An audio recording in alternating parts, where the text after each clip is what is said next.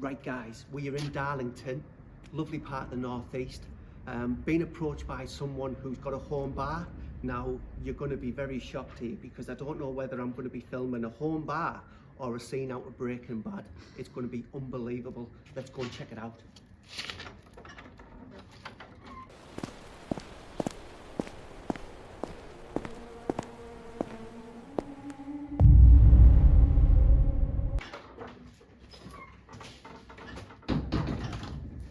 Wow, look at this. Already setting the scene. Let's go and check it out.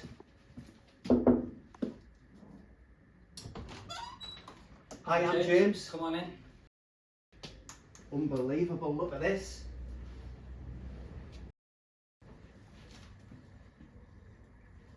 So, Ben, explain to me, what was the idea behind this? So it was another one of those that started in COVID, just Brewing brewing out. comes back from COVID. Yeah, brewing out in the patio, but they got the bug for brewing, so this has developed from just brewing out on the patio to now this is fully insulated, heated, loads of electrics put in. There's something like 18 double power sockets in here. There's two 16 amp power sockets. Wow. So it's gone from tin roof to fully renovated, and we've still managed to cram the garage and the bike stuff in the end there. But yeah, it's got out of control, I would say. What I can't get my head around, obviously I like my beer, but this is another level. So you were making your own beers? Yeah. Everything you do, drink is your own? Yeah, exactly. So wow. It was originally a brewery. There was no plan to make a bar, but we could just about squash a table in and a TV. So now the guys come and we watch football and have a few beers. So I've got a big Oktoberfest planned as well. Yeah, so I made them back in March, the beers. So they're in here. This is where we lager the beer. So I've got a beer there that's just what we call cold crashing. So all the stuff's falling at the bottom. That'll get kegged, and these are the fest beers and the medicines for the Oktoberfest. So we've got 4 in here. They're all gassed. They've all got gas. So they've got CO2 getting fizzed up while they're in there. We've got 2 of those. So we're not short of beer. This is unbelievable. So what's the process then? How do you? Well, we've got the malts. Right. So I've got Yeah. I buy the malts whole and then Right. crush them. I've got a mill at the top there. So that's this one. Okay. So we can crush the malts into the bucket, and then this is the main brewery. So Brew tools. yeah, it's a Norwegian company. Virtually all my gear is from Brew Tools. Under there's an RO water system, so that's reverse osmosis. It takes all the minerals out of the water. So it's got a flow meter. Just set it off how many litres you want to go in there, and then I've got all the minerals in the cupboard over there. So I'm putting the salts back in to make the water like specific to the type of beer. Milled grains come in, do all the brewery during the day. So there's the mash stage, which is where you steep in the grains, sparge, rinsing them, boiling, and then you might whirlpool, putting in hops at different times as well. So once you've done that, then you pump it into the fermenters. So I've got the 3 on the wall and the big one. So this one's currently fermented now. You might be able to see the gas bubbling out of it. So they've got beers in there now, just this one has. This has got 70 litres of lager in it. 70 litres, wow. These are all currently empty, and then so these need to be temperature controlled. I've got temperature controllers behind here. Yeah. To set the temperature, and you can also see what the gravity is of the beer, so you wow. can tell if the fermentation's done. And that's with just like floating hydrometers that sit inside. In fact, you can see one in here maybe. So this one, after you've fermented, you cold crash it, Yeah. and that will drop all the solids. So I don't know if you want to come round. So this one, it's just a bit of a more basic fermenter, but right at the back you can see the floating hydrometer, and that can measure the temperature and the specific gravity. So that one's ready for kegging in a couple of days. Once it's chilled, you can see everything's starting to drop now. Yeah. Yeah, this is all deposits from the yeast in fermentation, but that will come out probably crystal clear. I can see from the screen here, so you're obviously they're like... Yeah, I'm a bit out of date, updating the tap list, but yeah, this is representing tap 1, 2, 3, 4. So, all right, okay, so you've got 4 pumps there, with those are the... Exactly. And then yeah, so the beers get stored in the kegerator. We can get 4 of these, they're about 19 litres I think each, and they've got gas as well behind, so we've got regulators that you can control the pressure, how gassy the beer is, and so the other thing I've got is the canning machine. So you put them in your own cans as well? I can. It tends to be a bit of a mess on, and the cans are quite expensive. Are they? Yeah, but if there's a bit left in a keg and I can't get it finished off, I might put the last bits in the cans just to create some space. So obviously this is unbelievable, and just looking around, you've spent a lot of money on all of this equipment. I mean, obviously, is it just for the love of it you do it? Because I can't imagine, you know, if you were to put a price on a pint for all of this, it's probably about 30 quid a pint, isn't it? Yeah, it would never ever pay back. Yeah. Yeah, it's just a hobby. Yeah. Yeah.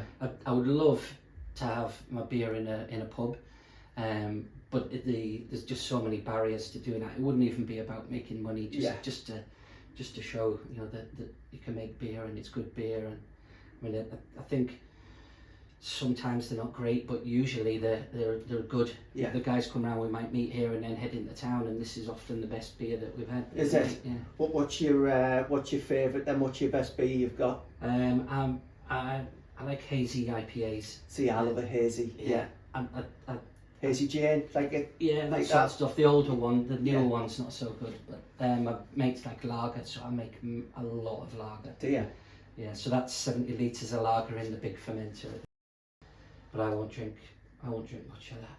Plenty of nights watching the World Cup in here. Yeah, exactly. With the air conditioning on now as well, I've got air conditioning fitted. Wow, you're giving me ideas, I'm not going to lie. Yeah, the problem is space. There's just not enough space for the amount of gear, but making it work. Yeah, you definitely are. Yeah, I think it adds to it. You know, it's obviously in my bar I've got things up there just to, like, I don't like a blank wall, but these are, you know, it's part of the decor, isn't it? It's amazing. Exactly. Unbelievable. Yeah, wherever I can fit a shelf, the shelf's gone. Yeah, it's all working. It's Yeah. like being in a lab. Yeah, we could produce quite a lot of beer, and can produce far more than we can drink. So we could get, I mean, 50. So we got 50 litres, 140, 170, 80, 250 litres that we could have fermented at one go. Wow. So you imagine it can turn beer around. Probably the quickest you could do is probably you know, just under a week. But normally, like lager might take 3 to 4 weeks. So you need to keep making it, you know, on an ongoing basis. But once it's made, it does last a long time, lasts months. Yeah. Wow.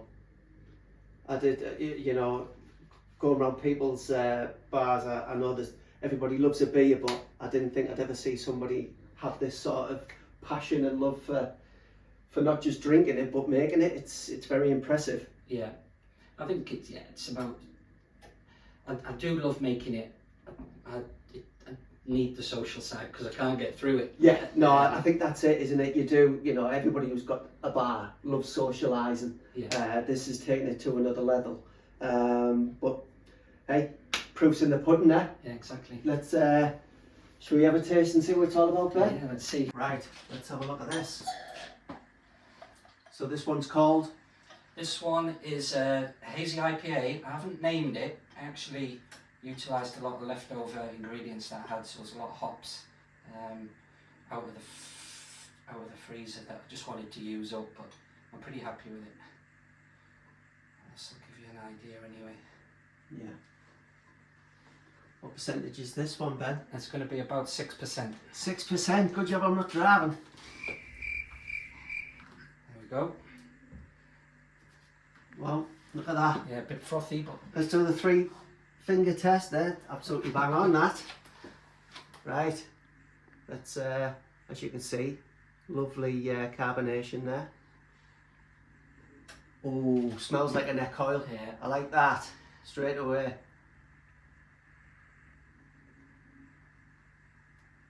Oh my word, that's unbelievable. Good stuff. That is really nice. Wow, very fruity. So what sort of ingredients would be in that then? A lot of hops. So a lager uses hops as well, but they're generally not very fruity hops, and you don't put too many in. That's got hops going in at all the stages and loads of them, which is why these are a lot more expensive to make than a lager. And that's what, 6%? Yeah. Wow. Yeah, that is unbelievable. That is something you would expect going into, you know, any high-end bar really. So, yeah. Oh, all this effort and expense is paid off on a taste point of view. Yeah, good. Yeah, like I say, I think it's as good as you can get. You can get better, yeah. But it's certainly fine and good for drinking at home. So when your mates around, do you charge them £4.50 a pint? No, I don't. I must admit, one or two have bought these. Right. So they'll give me money just for ingredients, and they might take a keg away. Right. So I can get through quite a bit that way. Obviously, can't sell it or anything, but yeah, I think just covering the ingredients is good enough. Yeah, and the can machine, that's a whole new level. So, I mean, where would you buy something like that from? To be honest, virtually all my ingredients come from this company, the Malt Miller. Ah, right, okay. There's one or two good suppliers, another one, Brew Keg Tap, where you can buy all the equipment as well. Yeah. Yeah, and if you can buy in bulk, I haven't really got the space, but if you can buy in bulk and store your grains and mill it yourself, it's a lot cheaper than if you... So you can go onto a website like the Malt Miller, input your recipe, and they'll mill exactly the grains you like. There's hundreds of different types of grain. Yeah. So in your recipe, you list out exactly how much of each grain you want. They'll mill it, put it in a bag, so you don't have to weigh anything out or do anything like that. Okay, that's handy. But that's obviously more expensive than buying a sack of grains and milling it yourself. Yeah, no, great. Well, Ben, I'm very impressed. This is unbelievable setup. Yeah, I think, you know, we're meant to be at work, but I think I'll take the day off now and we'll work through these kegs. So thanks very much. Okay, appreciate thanks, that.